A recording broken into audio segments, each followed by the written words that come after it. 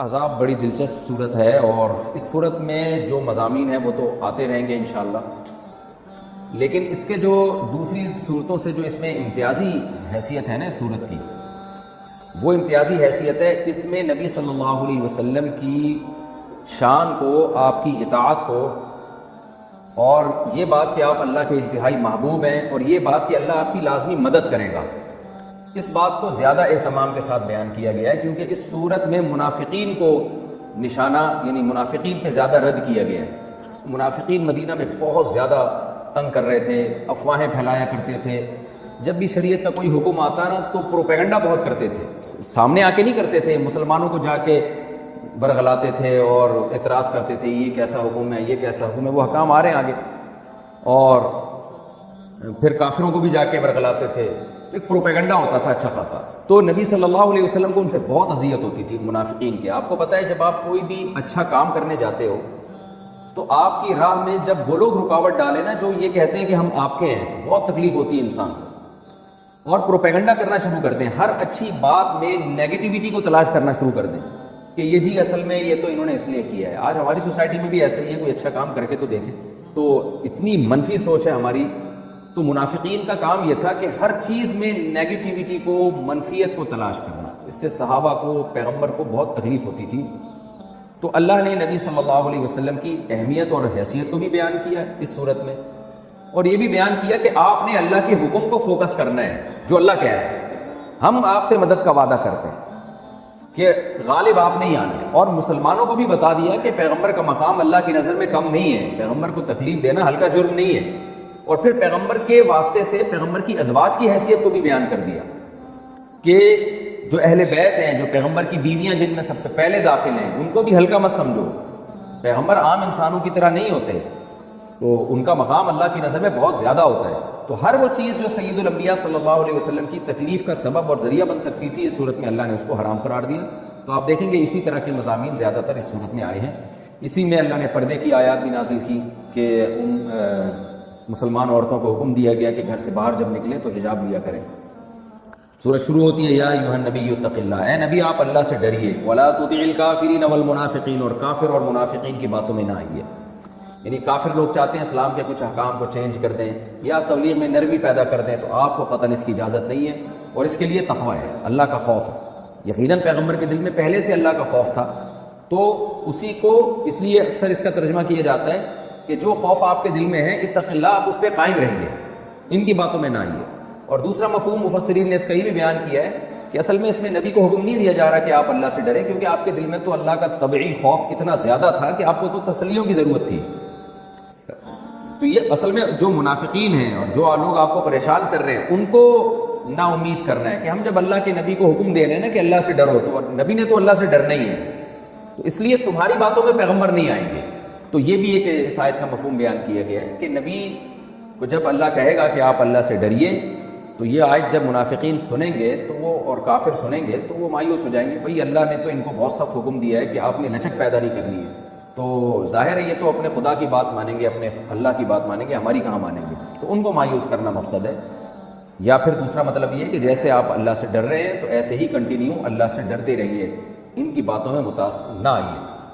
ولا تطع الکافرین والمنافقین، اور کافر اور منافقین کی اتباع نہ کریں۔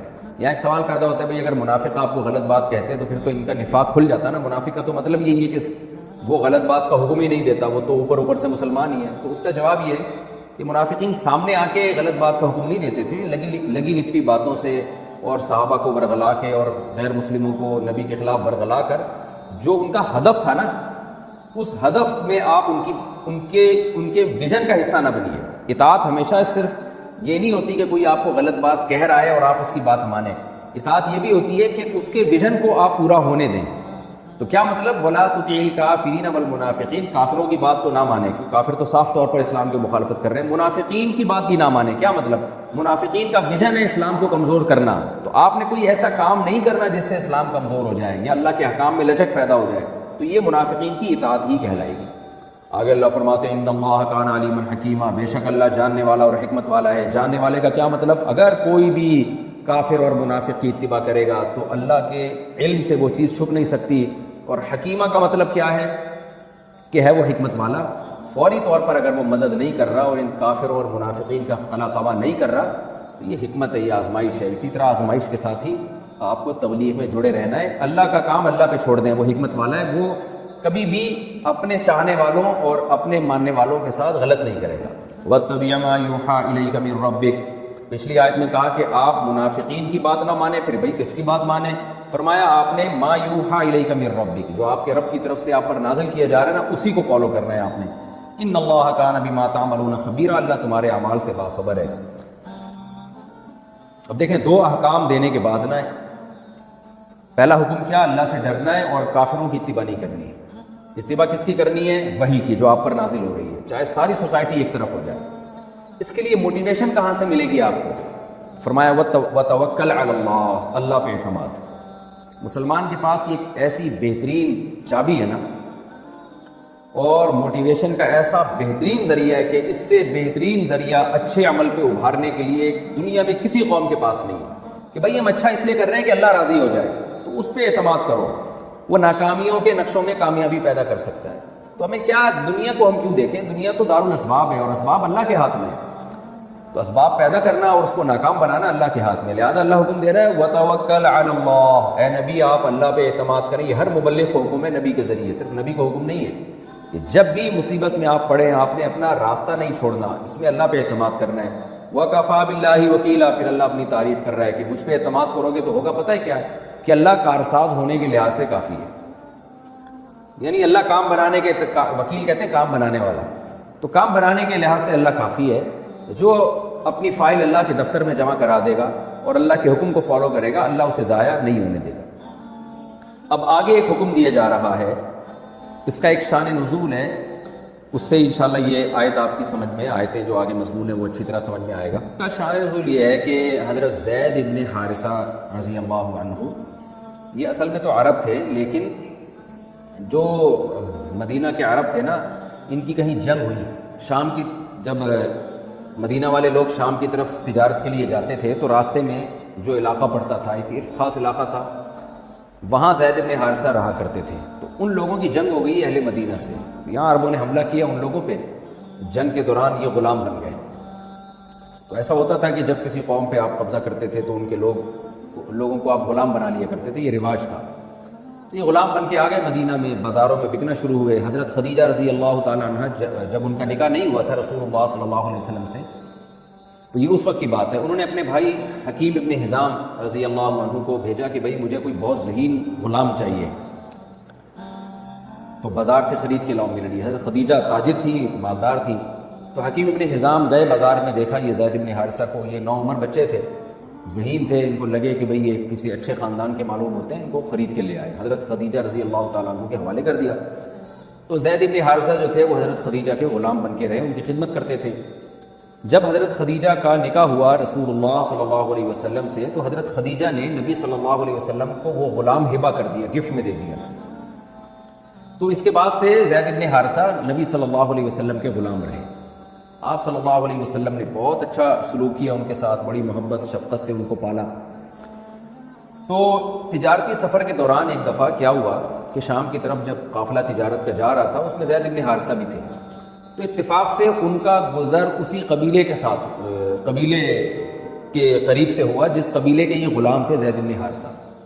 تو ان کے رشتہ داروں نے پہچان لیا کہ یہ تو ہمارا بچہ ہے اور ہماری قوم کا فرد ہے، تو ان کے والدین، دادا چاچا وغیرہ جو عرب میں ہوا کرتے تھے، انہوں نے اندازہ لگا لیا، ان کو پتہ چل گیا اچھا بھئی یہ مدینہ میں فلاں مقام پہ ہوتے ہیں، تفتیش کی، تو ارادہ کیا کہ ہم مدینہ چلتے ہیں اور جا کے مسلمانوں سے اور محمد صلی اللہ علیہ وسلم سے، جن کے یہ غلام ہیں، ان سے بات کرتے ہیں بھئی ہمیں بیچ دو، یعنی تاکہ ہم رکھ لیں، ہم یہ آزاد ہو جائے گا، یعنی ہمیں ہمارا بچہ، ہمارا غلام، یعنی ہماری قوم کا جو فرد ہے وہ ہمیں واپس مل جائے گا، کیونکہ وہاں یہ غلام والی زندگی گزار رہے ہیں۔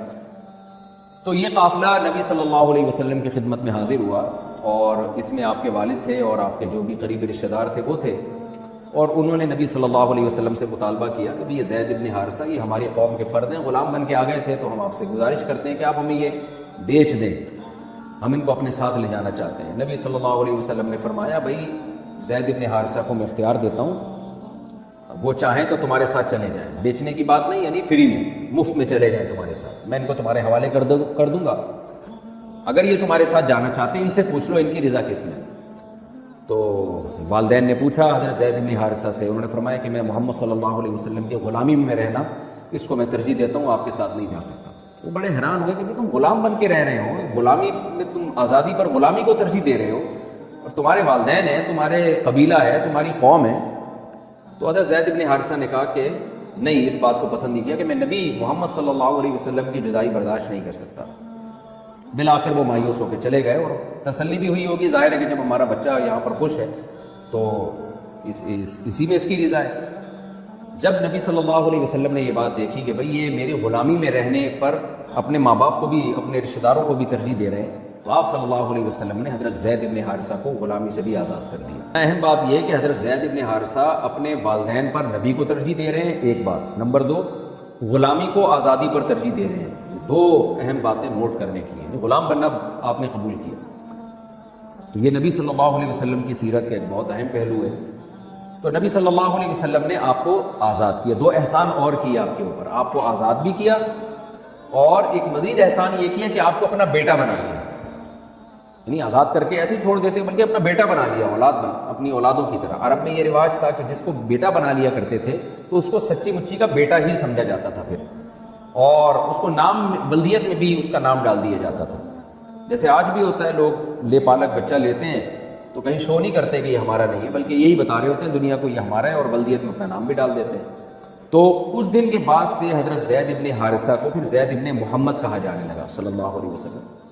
اور آپ کا ایک لقب تھا حب رسول اللہ. حب عربی میں کہتے ہیں انتہائی محبوب کو, یعنی بہت زیادہ نبی کے چہیتے, جس کو اردو میں ہم چہیتا کہتے ہیں. اتنے چہیتے تھے کہ حضرت کسی عورت نے چوری کی نا, تو نبی صلی اللہ علیہ وسلم نے ہاتھ کاٹنے کا حکم دیا. تو لوگ یہ چاہتے تھے عرب کہ یہ عزت دار عورت ہے, اگر اس کا ہاتھ کاٹ دیا گیا تو قبیلے کی بدنامی ہے اس میں, تو ہم نبی صلی اللہ علیہ وسلم سے سفارش کرتے ہیں کہ اس کا ہاتھ نہ کاٹا جائے. تو اس سفارش کے لیے نا انہوں نے انتخاب کیا زید ابن حارثہ کا, کہ بھئی زید ایسے چہیتے ہیں کہ نبی ان کی بات رد نہیں کرتے, تو ہم زید کے ذریعے سفارش کرواتے ہیں. تو زید ابن حارثہ کے پاس لوگ آئے, تو حضرت ابن حارثہ نے نبی صلی اللہ علیہ وسلم سے سفارش کی کہ اس عورت کا ہاتھ نہ کاٹا جائے. تو آپ صلی اللہ علیہ وسلم نے فرمایا اللہ کی قسم اگر میری بیٹی فاطمہ بھی چوری کرتی تو میں اس کا بھی ہاتھ کاٹتا. اور پھر فرمایا تم سے پہلی امتیں اسی وجہ سے ہلاک ہوئی ہیں کہ جب ان میں کوئی کمتر جرم کرتا اس کو پوری سزا ملتی, اور جو عزت دار جرم کرتا تو اس کی سزا وہ لوگ معاف کر دیتے تھے. تو یہاں میرا بتانے کا مقصد یہ ہے کہ حضرت زید بن حارثہ اتنے چہیتے تھے کہ لوگوں نے آپ کا انتخاب کیا, بھئی آپ کے ذریعے سفارش کروائی جائے تو شاید آپ سفارش کو قبول کر لیں. تو یہ نبی صلی اللہ علیہ وسلم کا سلوک تھا. بہرحال اس واقعے کے بعد سے نبی صلی اللہ علیہ وسلم کے جو زید بن حارثہ تھے ان کو نبی کے نام کی طرف منسوب کیا جانے لگا, زید بن محمد.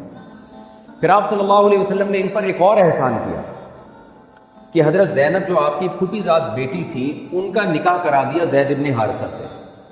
یہ ایک عرب میں یہ بہت ہی اچھمبے کی بات تھی, کیونکہ عرب جو تھے وہ کفاءت کے معاملے میں کفاءت کے معاملے میں ہم پلہ, اس میں قوم کو اور نسب کو سب سے اوپر رکھتے تھے.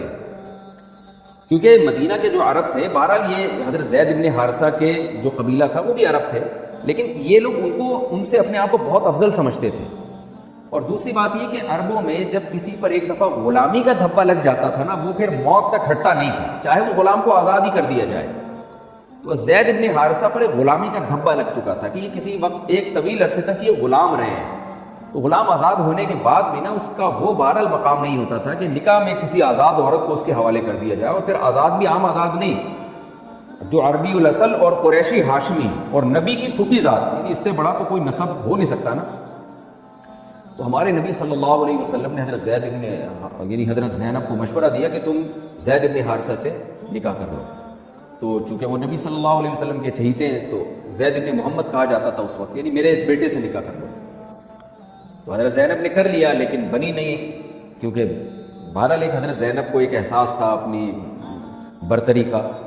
نکاح میں جو کفات کے حکام ہیں نا کہ نسب اور خاندان یہ سب چیزیں دیکھی جائیں, اس کی بڑی حکمت یہی ہے کہ عورت جب کسی بھی لحاظ سے عرف میں جس کو کمتر سمجھا جاتا اس سے بھی نکاح کرتی ہے نا, تو وہ پھر کیونکہ عورت نے ماتحت بننا ہے شوہر کے, تو وہ پھر رشتہ چل نہیں پاتا.